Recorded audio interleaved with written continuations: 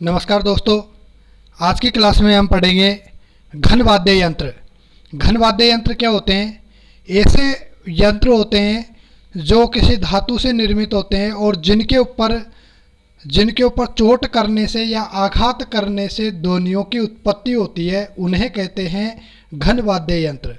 जैसे थाली थाली हम बजाते हैं तो थाली को हाथ से भी बजा सकते हैं, डंडे से बजाया जा सकता है, एक ध्वनि निकलती है।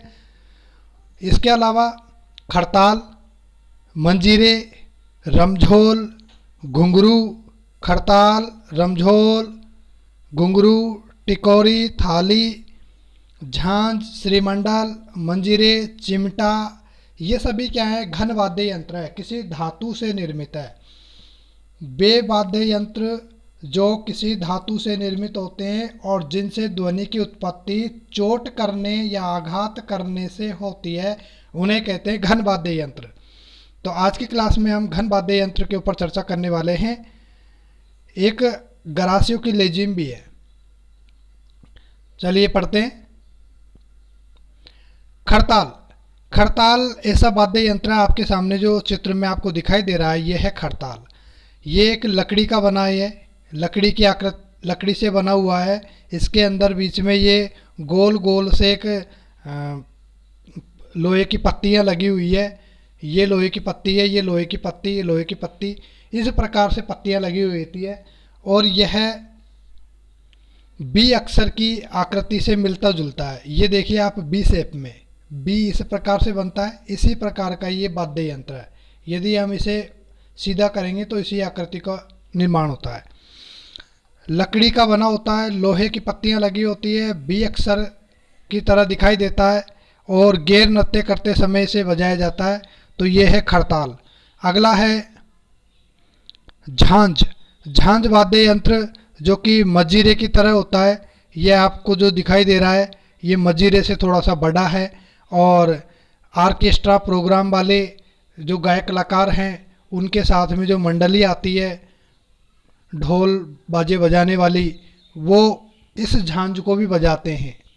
यहाँ डंडी से आघात किया जाता है, डंडी से आघात किया जाता है, डम डम डम डम, इस प्रकार से ये बजती है झांझ। किनारे वाले भाग समतल चक्र की तरह है और बीच वाला भाग कटोरी की तरह होता है।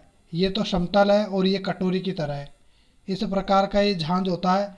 झांझ यंत्र को ताशा और ढोल के साथ में बजाया जाता है और प्राचीन नाम है इसका कांस्य ताल। प्राचीन नाम क्या है इसका? कांस्य ताल। अगला है रमझोल। ये आपको जो दिखाई दे रहा है पैरों में बंधा हुआ, ये रमझोल है।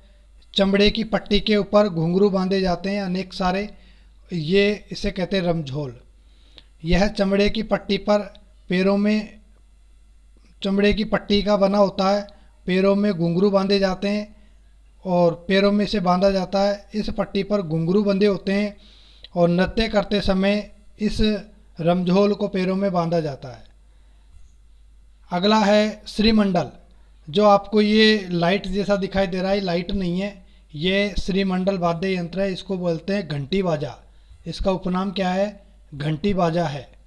ये आपको जो दिखाई दे रहा है, ये इन सभी के ऊपर डंडी से या यो कहीं पतली सी के छड़ से आघात किया जाता है। विद्युत के कारण चलता है ये, तो इसको विद्युत यंत्र भी बोलते हैं, घंटी बाजा बोलते हैं। और झाड़नुमा आकृति का होता है। ये आपको दिखाई दे रहा है झाड़नुमा आकृति का, छोटे बड़े टंकोरे लगे हैं इसमें। ये श्रीमंडल है, पतली डंडियों से इसे बजाया जाता है। मंजीरा। अब अगला है मंजीरा। मंजीरा वाद्य यंत्र जो कि नृत्य करते समय बजाया जाता है। दो कटोरियाँ होती है, एक कटोरी और ये दूसरी कटोरी, इनको आपस में रगड़ा जाता है। यह कटोरी जैसा होता है, पीतल या कांसे का बना होता है, पीतल या कांसे का। गोलाई का आकार गुंबद जैसा होता है और 13 ताली नृत्य करते समय इसे बजाया जाता है। मंजीरा के बाद आता है टिकोरी। जो मंदिरों में बजती है ना, झालर जिसको बोलते हैं, झालर, वो यही है। ये गोल आकार की है और किसकी है? कांसे की बनी होती है और डंडे से इसको पीटा जाता है या डंडा मारा जाता है, तब आवाज़ निकलती है। इसका प्रयोग मंदिरों में भी होता है झालर बजाने में आरती के समय, और विद्यालयों में जो कालांश के संकेत हेतु भी इसका प्रयोग होता है। इसका उपनाम है घंटा, घड़ियाल या झालर, ये इसका उपनाम है। घंटा, घड़ियाल और झालर इसका उपनाम है टिकोरी के। अगला है चिमटा। चिमटा जो कि साधु सन्यासी रखते हैं, लोहे की पत्ती होती है, पत्ती के ऊपर लोहे की गोल गोल सी पत्तियां और लगी हुई होती है, तो ये चिमटा है। चिमटा के बाद आता है हाकल। ये भैरू जी के जो भोपे होते हैं, जिनको भाव आता है ना, वो भाव आते समय, भाव के समय अपने शरीर पर मारते हैं।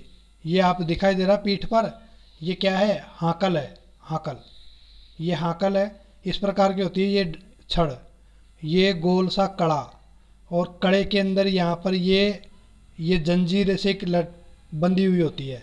यहाँ से पकड़ते हैं हाथ से और अपने पीठ के ऊपर मारते हैं। लोहे की छड़ में कड़ा बंधा होता है और भैरू जी के भोपे अपने शरीर के ऊपर मारते हैं भाव के समय। अगला है गरासियों की लेजिम। ये एक बांस की बनी हुई डंडी है, ये बांस की डंडी है जो आपको दिखाई दे रही है, बांस की डंडी।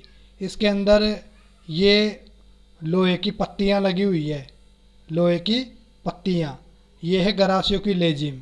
तो गरासिया जनजाति का वाद्य यंत्र है और धनुष के आकार का है, आपको याद रखना है, धनुष के आकार का, और जंजीर बंदी होती है और नृत्य करते समय इसे बजाया जाता है। बजाने का तरीका देखिए अगली स्लाइड में।